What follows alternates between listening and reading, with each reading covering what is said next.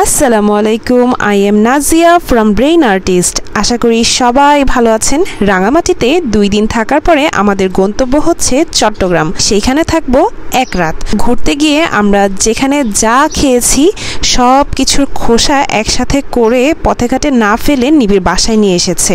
নিবিড়ের এই সুন্দর কাজগুলো দেখে আমার খুব ভালো লেগেছে। আশা করি আপনারাও পথে ঘাটে যখন ঘুরতে যাবেন বা কোনো পর্যটন এরিয়াতে যাবেন সবাই এই অভ্যাসটা গড়ে তুলবেন, যেখানে সেখানে ময়লা ফেলবেন না। পরের দিন খুব সকাল সকাল উঠেই আমরা চট্টগ্রামের উদ্দেশ্যে রওনা করে দিলাম। চলেন বন্ধুরা, রাঙামাটি থেকে চট্টগ্রামের উদ্দেশ্যে যাওয়া যাক। বীরের সাথে শেষ বিদায় নিলাম রাঙামাটিতে। বাস ছাড়লো তার আপন গতিতে। আল্লাহ হাফেজ রাঙামাটি। আজকে নিবিড় আমাদের সাথে আসেনি, ওর বিশেষ একটি কাজ ছিল বিধায় নিবিড় আসবে আগামীকালকে ইনশাআল্লাহ। নিবিড় আসার অপেক্ষায় রইলাম। আর আজকে আমরা সারাদিন চট্টগ্রামে গিয়ে কোথায় কি করব সব থাকবে এই ভিডিওতে। তো দেরি না করে চোখ রাখুন আমাদের পেজ এবং ইউটিউব চ্যানেল ব্রেইন আর্টিস্টে। রাঙামাটির বড় বড় সারি সারি পাহাড়গুলো যেন মিলেমিশে গেছে নীল সাদা আকাশের বুকে। রাঙামাটির সবুজ সবুজ পাহাড় আর নীল সাদা আকাশ যেন আমাকে বিদায় জানাচ্ছে। বিদায় রাঙামাটি, বিদায় প্রকৃতি। বাসে বসে বাহিরের আবহাওয়া প্রকৃতি উপভোগ করতে করতে চলে আসলাম চট্টগ্রামের অক্সিজেনের মোড়ে। এবার বাস থেকে নামবার পালা। আমাদেরকে রিসিভ করার জন্য আমাদের প্রিয় কলিগ এবং কাছের মানুষ হিসেবে ফয়সাল চলে এসেছে অনেক আগেই। তো আমরা সবাই ডিসাইড করলাম আগে দুপুরের লাঞ্চ সেরে নিব, তারপর চলে যাব হোটেলে। আলহামদুলিল্লাহ চট্টগ্রামে চলে এসেছি। এখন আমরা লাঞ্চটা সেরে নিব। তো চলেন বন্ধুরা, এখন আমরা চলে এসেছি কুটুম বাড়িতে লাঞ্চ করার জন্য। যেহেতু আমাদের সাথে কিছু লাগেজ ছিল, তো আমরা সেগুলো নিয়েই দোতলায় চলে গেলাম। কিছু কাজের সুবাদেই আমাদের চট্টগ্রামে আসা এবং আমাদের কলিগের সাথে দেখা করা এবং নিরিবিলি পরিবেশে যেহেতু আমরা চাচ্ছি বসে লাঞ্চ করতে এবং কথাবার্তা বলতে, তো আমরা এখানেই চলে আসলাম দোতলার দিকে। তো আমরা এখানে এসে ফ্রেশ হওয়ার আগেই খাবারের অর্ডারটা দিয়ে জাস্ট সবাই ফ্রেশ হয়ে নিলাম। তো চলেন বন্ধুরা, এখন আমাদের খাবারের পালা। সবাইকে বলে রাখা ভালো, আমাদের এই ভিডিওগুলো কোনো প্রমোশনাল ভিডিও নয়। যাই হোক, চলেন বন্ধুরা, আমরা কথা না বাড়িয়ে আমরা এখন খাবারের দিকে মনোনিবেশ করি।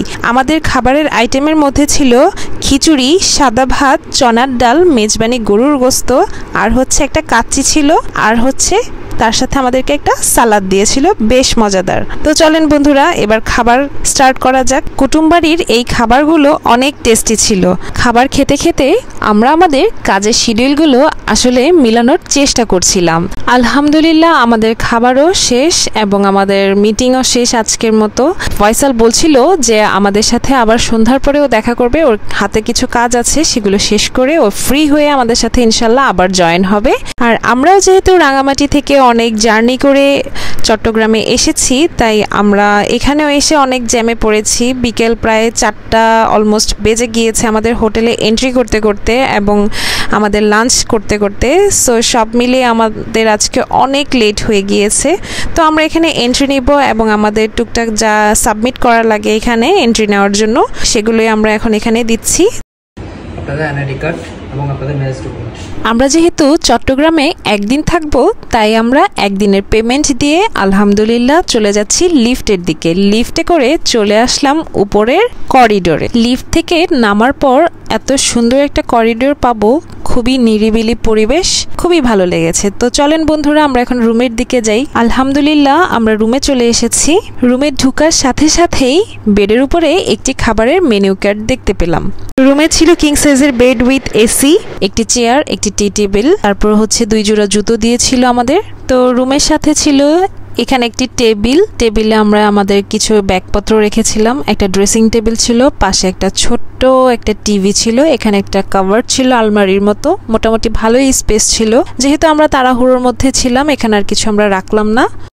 আর এই রুমের সাথে কোনো বারান্দা নেই, বাট জানালা দিয়ে আশেপাশের প্রকৃতি দেখতে পারবেন, আর কিছুই না। রুমের সাথে কোনো বারান্দা নেই, যার কারণে আমার মনটা খুব খারাপ ছিল। রাতের বেলা চা কফি খাওয়ার জন্য অ্যাটলিস্ট বারান্দাটা দরকার ছিল।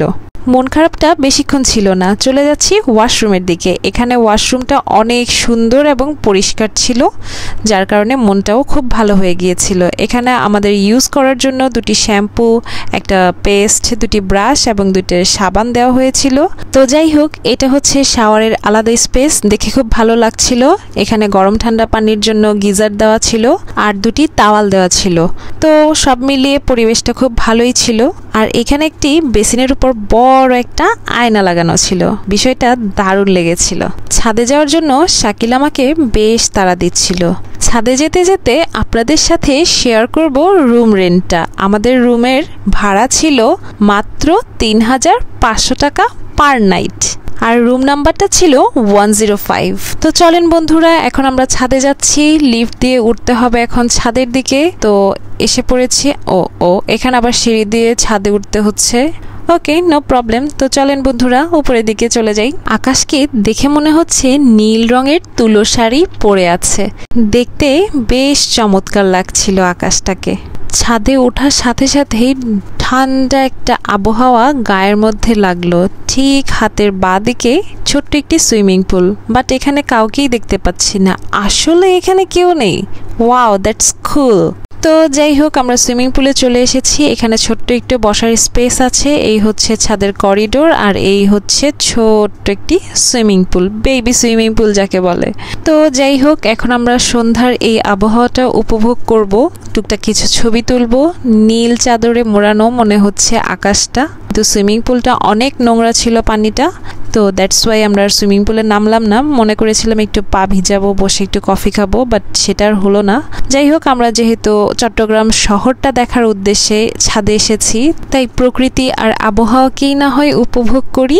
আমি আর শাকিল ছাদে দাঁড়িয়ে দাঁড়িয়ে পোর্ট এরিয়ার লাইটগুলো একজন আরেকজনকে দেখাচ্ছিলাম আর কথা বলছিলাম। বেশ ভালো লাগছিল, খুব বাতাস ছিল ছাদে।